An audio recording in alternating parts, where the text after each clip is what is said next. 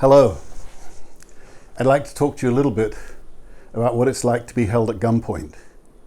Why am I going to do this? Well, I have one very important message, and I can put it up front and I'll repeat it several times because it's really so important. I was held at gunpoint 6 times during the war in the former Yugoslavia. This is not just being in the general vicinity of guys at a checkpoint waving around Kalashnikovs and everybody else hugger-muggering around. I'm talking about being either 1 or 2 cars with me as perhaps even being solo driving on my own and being at gunpoint, made to get out of the car and having a Kalashnikov put right in my face 6 times. Now, the follow-up question you should be asking yourself is, I wonder how many times it was his own silly damn fault that he got held up at gunpoint. Because it's a really important question. That's why I want to talk about this. Of the 6 times, at least twice, it was my own silly damn fault to be held at gunpoint. And why was that? Because in the field, as you get to grow in confidence, you know you can do this, you can do that. You see yourself as a bit of a wheeler dealer, a bit of a geezer, a bit of a player. And after a while, I felt like that when I was going up and down between Garage Deo and the Bihać pocket, crossing the front line. And every now and again, you just, for reasons, it doesn't matter, you didn't go through the correct procedure of the security clearance and the getting yourself a special pass and notifying your authorities that you were going. And so, on 2 of those 6 occasions, if anything had happened to me, nobody would have known where I was because I didn't go through the correct security procedures to tell my headquarters, to get them to get hold of the senior liaison officer, to pass down that I would be passing through a certain checkpoint in a certain period of time between 2 in the afternoon and 4 in the afternoon on such and such a date, etc. And I was alone. And it was my own damn fault because I thought I could get away with it. Why did I think I could get away with it? At least half a dozen times I got away with it. But you only need to not get away with it once and nobody know where you are to understand why I'm talking to you about this sort of thing.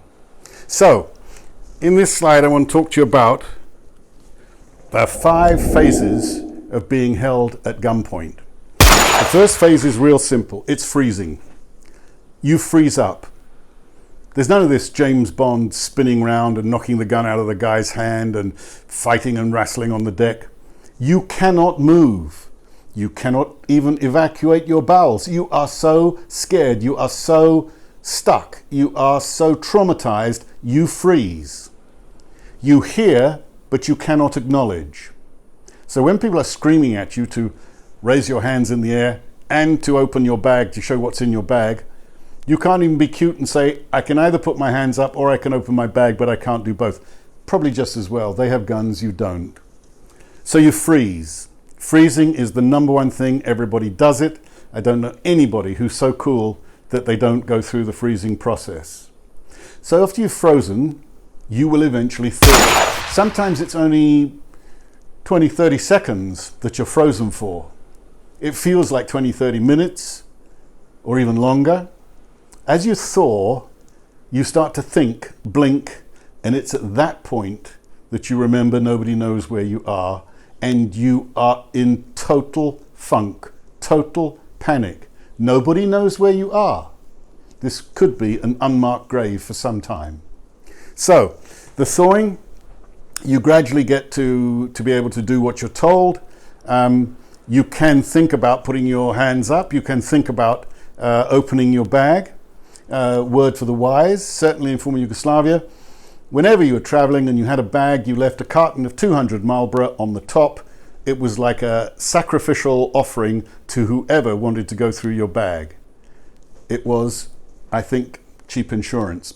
That's not really the issue, but it was cheap insurance for getting them slightly on your side.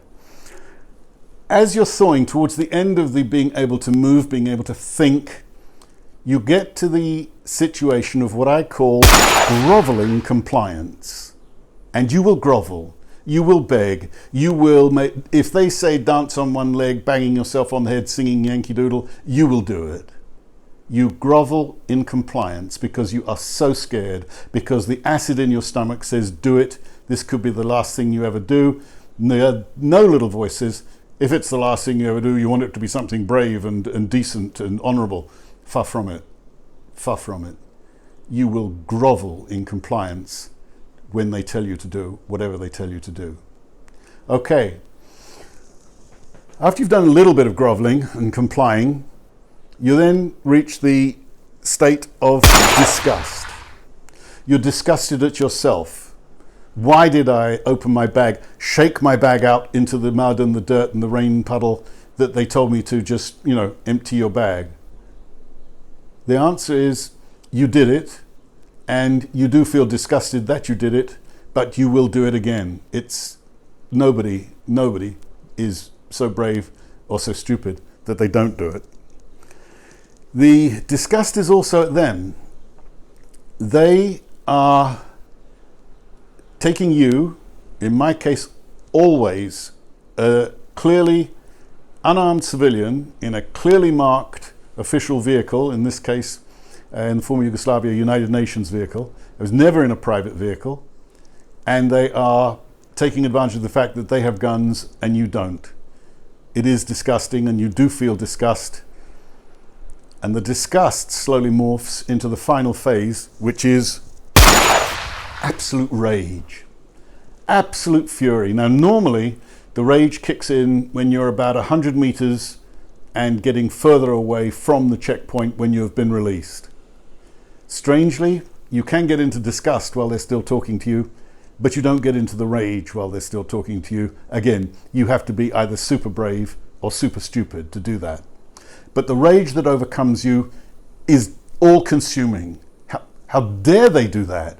Do they not know that you're working for, innocent, decent civilians on their side as well as the other side? You're trying to help. You're trying to free up communications. You're trying to free up humanitarian deliveries. You're trying to do all kinds of good things to help end this conflict. And they, because they're bored and ignorant and stupid and have guns, they have taken advantage of you and held you at gunpoint at their checkpoint. So, in summary, you will go through a succession of phases whilst you're being held at gunpoint. First you'll freeze, then you'll thaw, then you will do groveling compliance, then you'll have disgust at yourself and them, and finally you'll have rage. And that's just the way it is. So if we look at the Cynefin framework, by definition, almost all activity in being held at gunpoint is happening in the chaotic domain. As you are driving away from the scene of the crime and the rage is setting in, you may be dropping slowly into the complex domain, or even the complicated domain, planning your revenge, planning what you're going to say, etc. But essentially, the only thing you're doing when you're being held at gunpoint is wanting to survive, and whatever you have to do, you will do to survive. My big message is the message I started with. Don't think you're cleverer than the security system. Obey the security rules, and if you're going to be crossing a front line or going through an area where there are hostile checkpoints, you must tell people where you will be. You must have check-in times. They must be able to be alerted to your non-arrival or to your abduction as soon as possible. And that's really all I have to say about being held at gunpoint.